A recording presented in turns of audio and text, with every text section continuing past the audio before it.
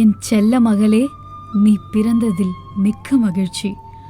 உன் தாத்தாவிற்கு தான் என் மீது கொஞ்சம் வருத்தம். குலசாமி பெயர் விடுத்து மரித்தவர்களின் ஊர் பெயரை உனக்கு சூட்டியதற்காக முடிந்தவரை விலக்கிவிட்டு உறுதியோடு வெண்மணி என்றே உனக்கு பெயரிட்டு விட்டேன். என்னை பொறுத்தவரை அவர்கள் மறிக்கவில்லை. நகர வாழ்வின் விழுமியங்களோடு சங்கமித்து நிறைய வருடங்கள் உருண்டோடிவிட்டன.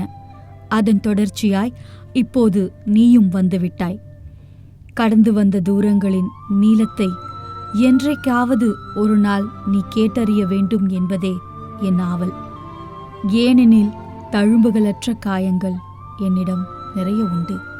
அதை உன்னோடு பகிர்ந்து கொள்ளும்போது உனக்குள் ஒரு பண்பு மாற்றம் நிகழலாம் என்பது என் நம்பிக்கை. முரண்களின் மூட்டையாக இருக்கும் இந்த சமூக அமைப்பின் சிக்கல்களை அறுத்தெறிவதற்கான ஆயுதமாக அந்த நம்பிக்கை உனக்குள்ளும் ஊடுருவலாம். அழகிய ஓவிய வேலைப்பாடுகள் அடங்கிய பீங்கான் குவளைகளில் நீயும் நானும் இப்போது தேநீர் அருந்திக் கொண்டிருக்கிறோம். இவை நாம் எட்டிய குறைந்தபட்ச வாழ்க்கையின் குறியீடு. இது நடந்தது கூட உடனடி நிகழ்வல்ல, ஒரு நெடிய போராட்டத்தின் விளைவு. பனைமரத்து ஓலைகள், சிரட்டைகள், அலுமினிய கிண்ணங்கள் இவைதான் உன் முன்னோர்களின் தேநீர் குவளைகள்.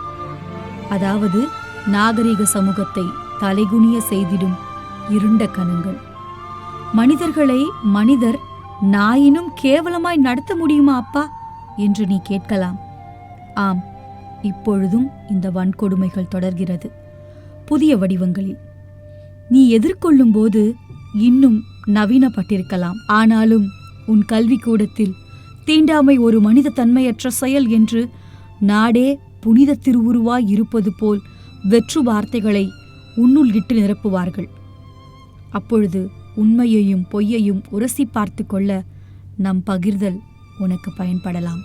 என் செல்ல மகளே, நீ நடைபயில கற்றுக்கொண்ட தருணங்கள் உண்மையில் அழகானவை, அற்புதமானவை.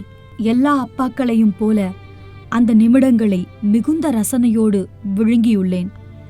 இருக்கட்டும், கடைவீதிக்கு சென்றபோதுதான் உன் அம்மாவின் செல்ல கத்தல் நினைவுக்கு வந்தது. குழந்தை இருக்கும் வீட்டில் பொம்மைகளை விட புத்தகமே அதிகமாய் உள்ளது. அவள் எவற்றோடுதான் விளையாடுவாள்? உனக்கான பொம்மைகள், விளையாட்டு பொருட்கள், நிறைய வண்ண புட்டிகள், கொஞ்சம் தூரிகைகள் எல்லாம் வாங்கிவிட்டேன். குறிப்பாக நீ விரும்பி கேட்ட அழுத்தி நடந்தால் ஓசை எழுப்பக்கூடிய காலணிகளையும் கவனமாய் வாங்கி கொண்டேன். அடுத்த வாரம் அநேகமாய் நம் ஊருக்கு செல்ல நேரிடும். அப்பொழுது மேலத்தெரு வழியாகத்தான் தாத்தா வீட்டிற்கு செல்வோம்.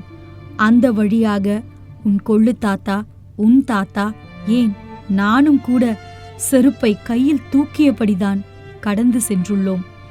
ஆனால் நீ என்னோடு வரும்பொழுது உன் பிஞ்சு பாதங்களால் மேலத்தெருவில் அழுத்தமாய் பாதம் பதித்து நடக்க வேண்டும்.